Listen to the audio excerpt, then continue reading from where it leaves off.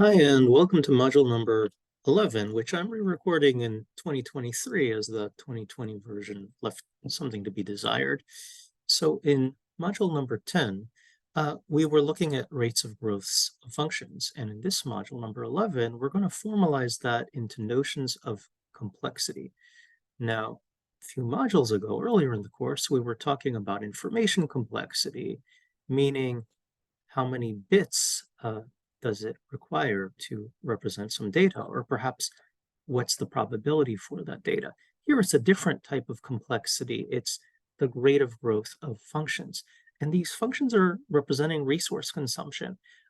It could be the amount of memory that it requires to store data, or it could be the energy that's required to run some algorithm, but we're primarily going to be concerned with computational complexity. So computational complexity is a formal classification of functions based on their asymptotic rate of growth. And before going into the details, I want to survey the four notions of computational complexity, which are the main ones. The first notion is that a function f is theta of g of n. This means that f is an element of a class of functions, theta of g, and the class of functions, theta of g of n, is a class of functions for which g of n offers a tight asymptotic bound. G of n both upper and lower bounds the rate of growth of these functions. And f is an element of this class of functions. Next, we say that f is big O of g if g offers an upper bound for f of n. So f of n might be tiny, or it could be that g is growing very quickly and f is growing just as quickly, but because it's growing just as quickly, g provides an upper bound.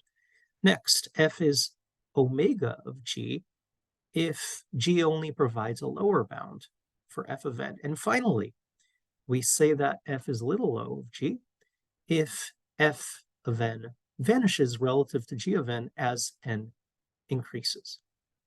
Okay, so let's start getting into the details of the first definition, theta. So n is a natural number, 1, 2, 3, 4, etc. It's the size of the input. F of n and g of n are positive functions. Why are they positive? Because this is resource consumption. You can't have, negative resource consumption.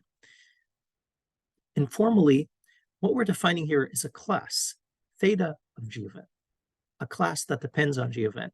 And that class is a set of functions f of n. What functions f of n? It is all the functions f of n such that there exist constants c1 and c2 such that f of n is between c1 times g of n and c2 times g of n. Now, c1 and c2 are positive constants. G is a positive function. Therefore, everything here is positive. And f of n is between the two. And this holds not necessarily for every n, but for every natural n, which is larger than some capital N0. So let's think about this graphically. I have a horizontal axis, which is n, the size of my problem. I have a vertical axis, which is going to be g of n times c1, g of n times c2, etc. So let's take this step by step. So let's say that c2 times g of n is going to be this curve. And let's say that I have another curve, that this is c1 times g. And now I'm going to change color. For n, the size of the problem, which is less than n0, anything goes for my function. But starting from n0, my function f in red is sandwiched between these two bounds.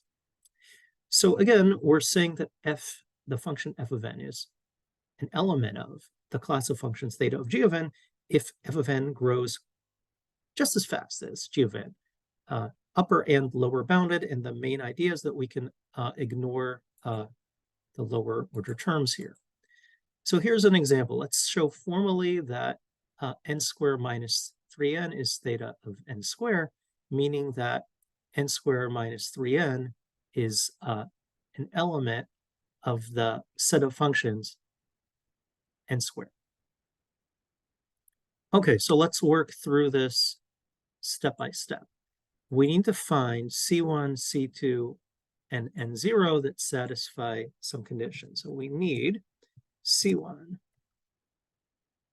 C2, N0 such that C1 times G of N is less than or equal to F of N is less than or equal to C2 times G of N. And this will be for all N, which is greater than or equal to N0. All right, so what is F? What is G? F of N is, we want to be an element of theta of G. So F of N is N squared minus 3N. This immediately shows us the other function is G of N is N squared. Okay, so want to show, or really want to find constants, C1, C2, N0, such that ST C1 times G of N is N squared is less than or equal to N squared minus 3N. That's our function F of N, which is in turn less than or equal to C2 times N squared. All right, so N squared minus 3N is, for positive N, it's always less than N squared. So for N greater than equals 0, N squared, which is F of N, minus, well, or rather N squared minus 3N, which is F of N, is less than or equal to N squared. Okay, that part is kind of obvious. And it implies that it's natural to use C2 is equal to 1. Or in other words, not just is the rate of growth of F given by G. F is actually precisely upper bounded by G. We don't need, the constant to be 17 or anything like that. Okay, so that is the upper bound. What is the lower bound? So for the lower bound, want N squared minus 3N to be lower bounded by C2 times G of N, which is N squared. So, is it lower bounded by, if C2 is equal to 0, is it lower bounded by 0 times N squared? Yeah, definitely. But that's meaningless. We want C2 to be positive. So is it lower bounded by maybe half N squared? Is F of N lower bounded by half N squared? Well, let's think about it. F of N is N squared minus 3N. And we can divide everything by N squared. Is N squared minus 3N, which is now going to be divided by N squared, which is going to be 1 minus 3 divided by N, lower bounded by half N squared divided by N squared, which was equal to half. So think about it. 1 minus 3 of N, if N is kind of big, if N is 100, then 1 minus 3 divided by N is 0.97. So 0.97 is lower bounded by 0.5. It's almost 2 times as big as 0.5. So yes, for N equals 100, 1 minus 3 divided by N is equal to N7. which is greater than 0.5. In fact, for all n which is greater than or equal to 100, this holds.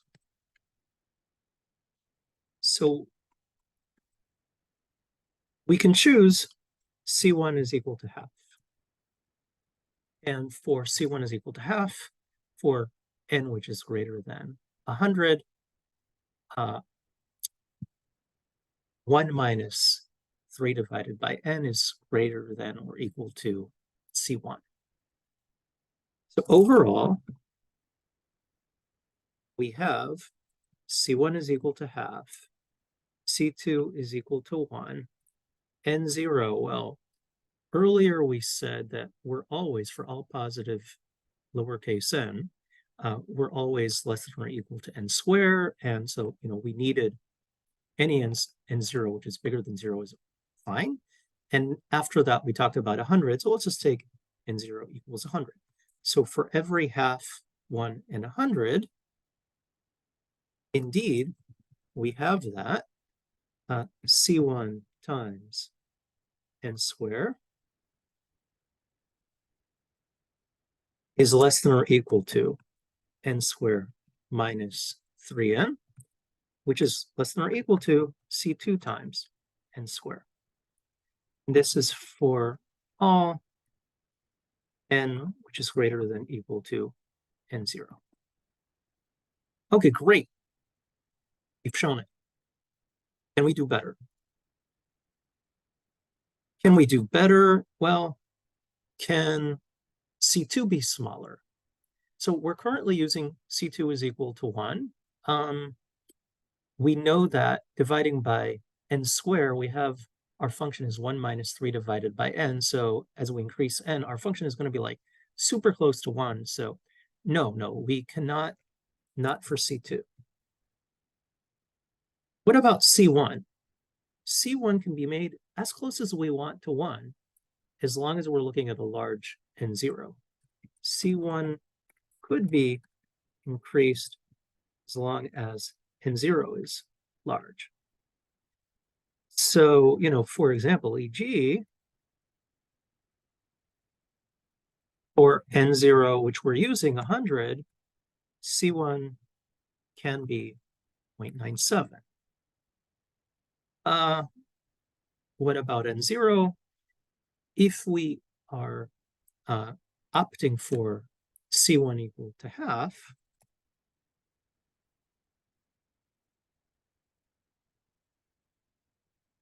n0 can be reduced. How much can it be reduced to? I'll let you think about it. Okay, but all you have to do here, your job, is we'll give you a problem, some function f of n, show that it's an element of theta of g of n. All you have to do is find C1, C2, and n0. That's it. All right, so let us move to the next page. More definitions. We talked about theta, and next, big O. F is an element of the set big O of g of n if there is an upper bound that f of n is, again, it's a positive function, it's greater than 0, and it is upper bounded by c times g of n.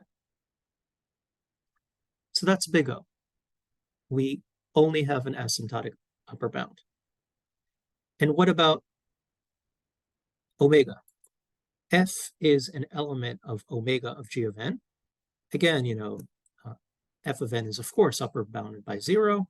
But in this case, f of n is also it is larger than c times g of n, and therefore g of n serves as an asymptotic lower bound for f. So earlier upper bound, now lower bound. Okay, so we have theta, O, and big O, and omega are that functions grow at the same rate. Maybe it's only upper bound, maybe it's only lower bound, and in the theta case, it's both. But there's another notion, f of n is little o of g of n. It means that if we take n, the index, and increase it, f of n will vanish relative to g. F of n divided by g of n would be 0, will go to 0 in the limit. the limit of large n, and this is pronounced as little o. Okay, finally, let's conclude this module with some intuition. We say that f is theta of g, if and only if it is both big O of g. Big O of g means it's the set of functions that are growing no faster than g of n. And additionally, for f to be theta of g of n, it needs to be omega of g of n. And omega of g of n is the set of functions that grow at least as fast as g of n. If we're growing at least as fast, but no faster than g of n, then we're growing just as fast as g of n. So that'll be it for module number 11. And we'll continue